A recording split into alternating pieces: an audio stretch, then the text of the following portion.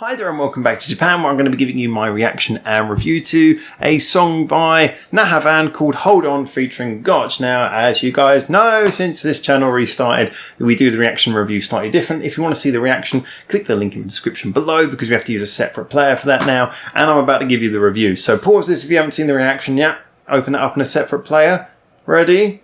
Ready? Have you seen the reaction? Are you cool for the review? Can we get started on the review? Here comes the review anyway, so I hope you got that done. Okay, so this was a really interesting song in a few ways, and I said a lot of what I wanted to say in the actual reaction itself, but I want to be a bit more clear on some of these points, because I liked some things about this a lot, and there were some things that just felt like they could have been much better. So, first of all, I have to give massive credit for the fact that the whole feeling of this song, it did really what you want from any hip-hop piece or rap piece. You want it to sound original enough that it doesn't sound like a repetition of something you heard before. It certainly sounds like it has its own style, and I think that comes from multiple places.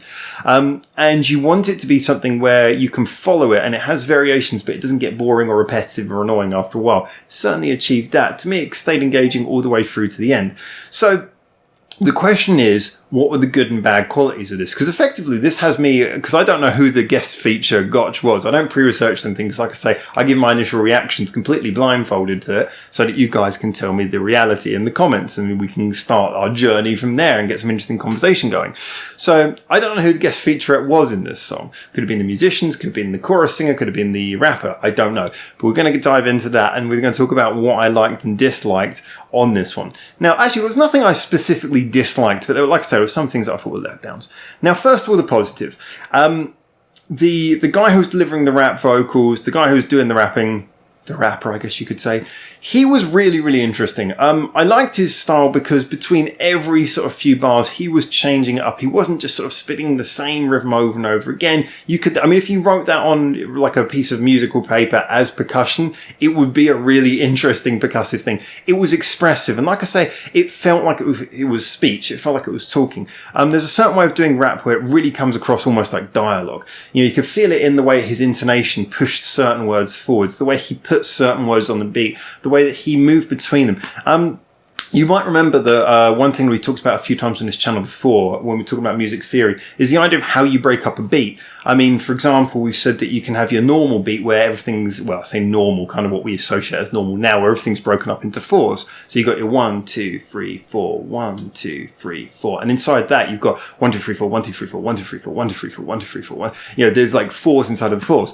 And then you've got triplet beats where it's 1, 2, 3, 1, 2, 3, 1, 2, 3, 1, 2, 3, 1, 2, 3, but it's still 4 beats in a bar. He was doing something similar to that, where he was coming off of certain beats, and I mentioned this during reaction. He was then sort of rapping slightly out of time with the music, but he was keeping a spacing between the words that it just sort of met back up with another beat further into the bar. And that's a nice technique, because your ears can follow it, because he's, you know, delivering the words at a set pace, but at the same time it feels musically interesting because he's gone off beat in a way that doesn't match the rest of the music, but it kind of goes off and then quickly within a second or so, reunites with the beat, and it gives it this really interesting feel to it. That's a really clever way of doing rap. I mean, I guess you could argue it's a fairly rudimentary technique. However, like I often say, I mean, I enjoy a lot of rap music, but I'll be the first person to agree there is a lot of really unimaginative rap, especially these days, not to sound like an old man. These days, there's a lot of unimaginative rap. So hearing someone using these musical techniques, which are very musical and very technical techniques, and using them well, whilst also having that intonation in his voice that expresses what he's saying. Like I said, I have no idea what this song's about, but given the title is Hold On, I'm guessing there's some sort of emotional weight, you know, behind it. Is something about, you know, thinking and feeling and holding on to something, I would imagine, whether that be good or bad. So I'm guessing there's emotional weight, which also is conveyed through the music. And so he did a good job of delivering that. And you could almost feel like you could get the feeling of the song without even understanding the lyrics. So if the lyrics are good as well, which I am going to go check those out afterwards and have a little look into that. If the lyrics are good as well, then that's a real surefire success on, you know, rap delivery. Like I say, kept it fresh and interesting between different bars, kept it musically clever as well, and expressed a lot with his voice. So, you know, a lot to say about that. And over 3 verses as well. Also a lot to say about, well, actually, not so much to unpack on the backing. However, there's a lot of things that we should compliment, which is this has that quality that you can sometimes get in more minimalist things, like, and there are some hip hop beats that are more minimalist. I've always been a big fan of like really quite thick, over the top, lush hip hop beats, and rap that has really interesting backings. But you can have stuff which is really good as well. And as I said in the reaction, one of the best judges of your sort of more normal, basic, stripped back and direct rap beat, which incidentally, those sorts of beats do give more room for the rapper to express their own rhythm, so that is actually a good thing as well. The best thing about those type of beats is when it's something where it's simple, but just in the way it's produced, the way it's written, you could just sit and listen to that beat over and over for hours, and it weirdly wouldn't get boring. If you've ever worked with like backing beats, or if you've ever been in the situation to work anywhere near people who are doing hip hop, you'll know that phenomenon where sometimes someone's been working on the same track and they haven't had a chance to produce it and put in the variation yet. They've just been playing the same sort of 4-bar loop over and over again. And you'll suddenly go, wow, we've been listening to and working with this beat for like 2 hours now. It's not boring at all. It still feels really comfortable. That is a real phenomenon that sounds very weird, especially for people like me who have a very low patience, low tolerance with sort of long songs and things. It is true that you can sometimes do that, and I think it's often when the beat has a mood that's very clearly defined, but isn't sort of overly pushing in your face. It makes its mood clear, does it in a nice way, doesn't have too much twiddle, but just expresses a lot in a very simple way. And that's what this beat did for me. There was enough variation in sound. You had the beat was really cool, sort of old school beat with an old school style bass as well. I wasn't concentrating too much on the bass, but it did sound like it was, because it was very simple, but it was just there to underpin, the basic chords of the tune, I guess you'd say. But it had a sort of slightly synthetic tone, and yet with a very natural sweep to the way it was played, that it sounded like it could come from like a distorted bass guitar or something. Like the bass line, you had the weird little plinging synthesizer sound on one side, which was beautiful. That was just nice. It was just there and gone. Most of what you heard of it was its echo rather than the actual tone. And that was just more sort of pointing out little notes in a very sort of distinct way. And, little guitar bits and everything in there as well. It was very, very simple, but everything had its place. You had, those synths on the left, you had a little bit of guitar on the right. You had, I was doing it that way for your sake, so I know it's mirrored. You had like the bass and drums underneath. You had everything sat in its place. Nothing was cluttered, but everything nicely balanced. I guess if you're into that kind of thing, you could say it was very zen. It was just came off as a very balanced, nice beat. It was very clear about the mood that it wanted to convey. So I found, like I said, I found that very easy to enjoy. I found it a good backing beat that just kind of worked and made its point nicely, clearly come across, and gave room for him to be expressive in the way that he rapped to it. Now, the things that I don't like, you might have noticed that I left out the singer. It's not that I dislike the singer. I mean, like I say, I'm the first person. I defend a lot of groups like Passcode, Perfume. I've defended both Scandal and Silent Siren when they've used auto-tune.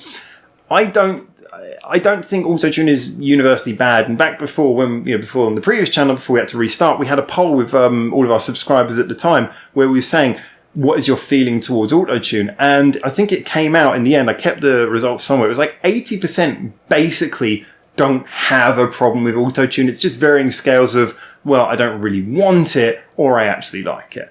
Or at least I think it's a valid musical tool.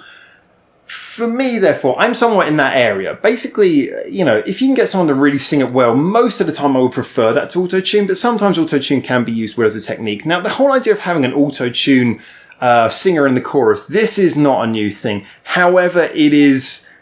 Yeah, it's probably too much of an old thing. That fad has passed now to the point where most people try and steer very clear of that, especially in hip-hop. I don't know exactly how old this song was, but to me, it feels like when you, if you like watch an 80s movie, like especially like a sort of a cheesy 80s movie, and it comes on with the really heavy saw synthesizer sound, instruments, and just immediately, however well filmed it is, it looks like it just feels like an 80s movie. It feels dated. That's what this sound is. That arbitrary, okay, well, the singer's going to use auto-tune in the chorus of a rap song thing. It feels really dated already. And that's something that we're going to look back on more and more as the years go by and go, that is a sign of this time. Because like I say, for me, that is not really an artistic choice. It's not like when a rock band like Scandal or Silent Siren, pop rock band, decide to employ it to have an effect on the tone of a song. It's not like when Perfume use it as part of a sort of EDM, more electronic sound overall, when they're trying to sound electronic, same as Passcode. It just kind of feels like, well, that was cool for a while and we haven't stopped doing it. The chorus itself was okay. It was in tone with the mood. It was in keeping with the tone of the mood of the song. However, it didn't jump out and grab me. It kind of just felt like a few bars cool time before more rapping, which I mean, if you're more of a rap fan, you might actually say that's all the chorus really is. And so I get that, but you should have a hook that makes people want to come back to it, that makes it sound like something you want to come back to. So I wasn't offended by the auto-tune, but I don't think it needed it. I didn't think the chorus was bad, but I thought it sure as hell could have been a lot better. And that kind of leaves us with the end issue, which is that I don't know how good that guy is at singing, but if he just sort of belted up and he sung the chorus and he sung it with a little bit more, he sung it with some feeling. It doesn't have to be loud, but just with a little bit of feeling to match in a way what the rapper was doing. I mean, yeah, I get what some people might be saying that, okay, this is nice as a contrast to what the rapper's doing. Again, point taken if you see it that way, but I think there's other ways of contrasting. To me, it just felt more out of place than like it genuinely contrasted, but like I say, not out of place enough to be annoying. It's very much in limbo, this one. It's just kind of, to me, the chorus is a bit of a nothing. It's just kind of it's there, but it doesn't. I felt like something could have been done better with that space, you know. So yeah, like I say, it was there. It wasn't a problem, but it did feel like it could have been something much more worthwhile. So just a bit more of a, a shoulder shrug in a song that otherwise was full of really interesting ideas.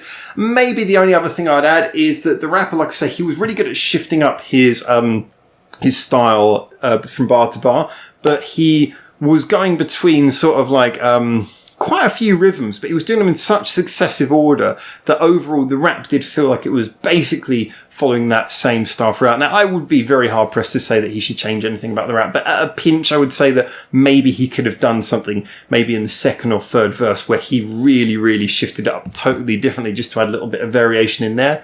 Maybe doing something where he like did the rap either much slower or much faster just for a few bars here and there, just to sort of give the overall tone a bit of variation. Because like I say, he was really changing up the rhythm, but the general idea of what he was doing, the general system style of what he was doing was the same throughout. I know a lot of rappers are very keen on keeping their style as it is throughout. However, like I say, I'm always interested in rappers who are willing to sort of flip the style during the song. Like I say, he flipped the rhythm, but not so much the style. I guess this is a difficult one to explain if you're not so much into rap, but it can, as with a lot of rap, it can be compared to drumming. In that if you take rock drummers, there is lots of many things that they can do, but there is a basic set of rhythms that they will use that differ from, say, someone who's playing like a tabla or a bongo drum. The rhythms will be distinctly different between the two. It's a similar thing here, it's like he was very much playing within a certain style, and it would have been nice to see him maybe change it up at one point, just, a little bit. But like I say, that's me really picking. I actually really liked his delivery. I really liked what he did. Overall, this is a song that I would enjoy. I would come back to it, but unfortunately, I think I'd come back to it a lot more if there was a hook or a chorus that made me sort of remember it better. That is, after all, what hooks do. They're supposed to hook you in. They're supposed to remind you of a song. They're supposed to keep it tied into your memory and your brain. This one is going to have a bit of trouble sticking with me because, like I say, the chorus was a bit lackluster. However, I did like it. I certainly do think I would listen to it again. I certainly will be happy when I accidentally stumble across it every now and then and put it on my player. That'll be nice. I hope that I get reminded to occasionally listen to this song or this group again. Certainly what would be nice though is if you guys can get in the comments, tell me a little bit, who was the feature artist and who was the main artist in this? Are the band involved? Are the musicians? Is it a band? Is it a solo rapper? Is it a solo singer? What is this that we're looking at, and who's the guest artists? And also on top of that, give me some more suggestions for songs I should listen to by any of the people involved in this. I'd be really interested to see whether it was something that I liked or not before. I want to hear more about what you can suggest that might either change my opinion or give me a new perspective. Discuss it all is always interesting. If you want to get more involved in the discussion, as always, remember our Discord and our Reddit are linked in the description as well below, along with my Facebook and Twitter. And a massive thank you to everyone who's clicked and supported the Patreon link. As always, you guys keep the channel alive. I can say it, but really I mean it. It means the world to me, and it really does keep this going. So anyway, look, for now, from Japan, thank you so much for getting through to the end of the video. I've waffled a lot, so I really appreciate you being here at the end. And for now, ciao, ciao.